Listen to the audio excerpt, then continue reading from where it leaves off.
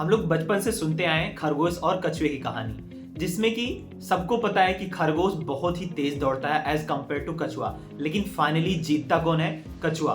क्यों जीतता है? क्योंकि वो जो अपनी चाल रहती है उसकी वो पूरा कंटिन्यूअसली मेंटेन करके रखता है।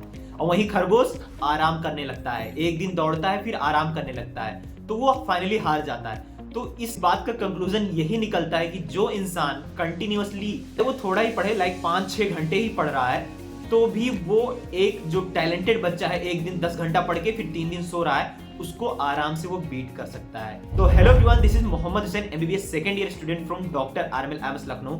आज हम इस वीडियो में वही बात करेंगे कि आप 10 से 12 घंटा डेली कैसे पढ़ें। और ये जो 4 महीने बचे हैं, अगर आप ये 4 महीने में अपनी कंसिस्टेंसी बना के पूरे 4 महीने तक लगातार मेहनत करेंगे, आई एम श्योर डेफिनेटली कि आपका सिलेक्शन हो जाएगा। तो लास्ट तक देखना, स्पेशली बॉयज के लिए मैं एक लास्ट में बहुत अच्छा मैसेज छोड़ूंगा जो कि मतलब रियून कर देती है बॉयज की लाइफ। ठीक है, तो आपको 4-5 पॉइंट बता रहा हूं, उन्हीं पॉइंट को फॉलो करनी है। तो पहली पॉइंट कि आप देखो, सुबह ही आप डिसाइड कर लो कि मुझे आज क्या क्या करना है। मतलब टू डू लिस्ट जो होती है ना, कि मैं आज इतने चैप्टर कंप्लीट कर लूं। आपका ये टू डू लिस्ट होता है, इसमें आपको ओवर नहीं करना है। बहुत से बच्चे क्या करते हैं, 6 चैप्टर बायोलॉजी के लिख लेते हैं, 3 चैप्टर केमिस्ट्री के, 3 चैप्टर फिजिक्स के, कहेंगे 10 चैप्टर एक दिन में कर लूंगा।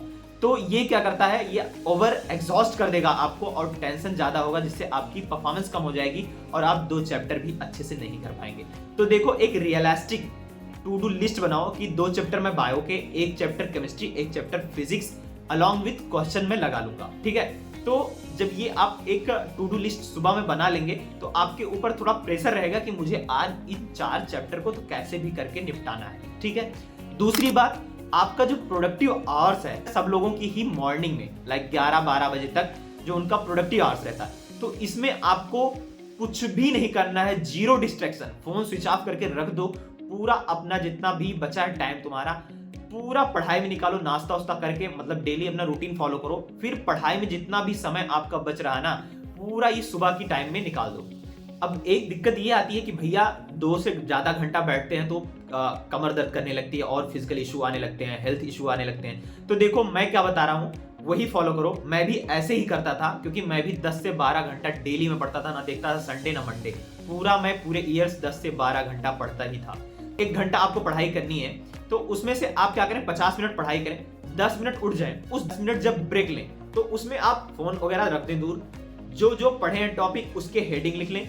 उसके बाद में थोड़ा वॉक करें, वॉक करके चीजें रिकॉल करने की कोशिश करें कि मैंने ये 50 मिनट में क्या क्या चीजें पढ़ी। इससे देखो क्या फायदा होगा, इससे एक ये फायदा होगा कि आपका पूरा चीज पढ़े हैं वो 10 मिनट में रिवाइज हो जाएगा। तो इससे आपको कॉन्फिडेंस आएगा कि चीजें मेरे दिमाग में रिटेन रह गई हैं।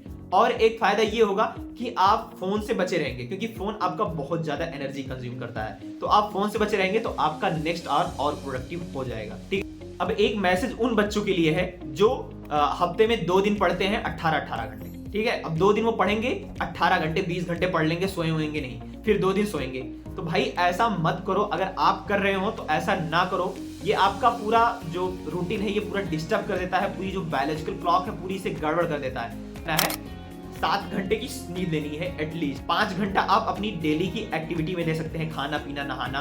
बाकी बचे आपके 12 घंटे। इन 12 घंटों को आपको बहुत ही बेहतरीन तरीके से यूटिलाइज करना है। ठीक है, यही 12 घंटे आपको ना बहुत ही बेहतर मार्क्स दिला सकते हैं अगर आप इन 4 महीने कंटिन्यूअसली इन चीजों को प्रैक्टिस करें और 12 घंटे तक पढ़ाई करें। ठीक है, कि आपको ऑनेस्ट रहना है। जो चीजें आप टू डू लिस्ट बनाओ ना, उसे डेफिनेटली उसी दिन कर लो। ये नहीं कि आज मैं छोड़ दे रहा हूं 1 चैप्टर, कल मैं पूरा कवर कर लूंगा 5 चैप्टर। ये चीज आपको अवॉइड करनी है। ठीक है, और देखो, अब जो बच्चे कह रहे हैं कि भैया हमारा कंसिस्टेंसी नहीं मेंटेन हो रहा, तो मैं आपको एक छोटा सा स्टोरी बता रहा हूं कि एक बार जहाज ने पूछा रॉकेट से कि भाई तू इतना तेज कैसे भाग लेता है। तो रॉकेट ने बहुत ही अच्छा जवाब दिया कि जब तेरे पिछवाड़े में लगी होगी ना आग, जब तेरे पिछवाड़े में आग लगी होगी ना, तू भी ऐसे भागेगा।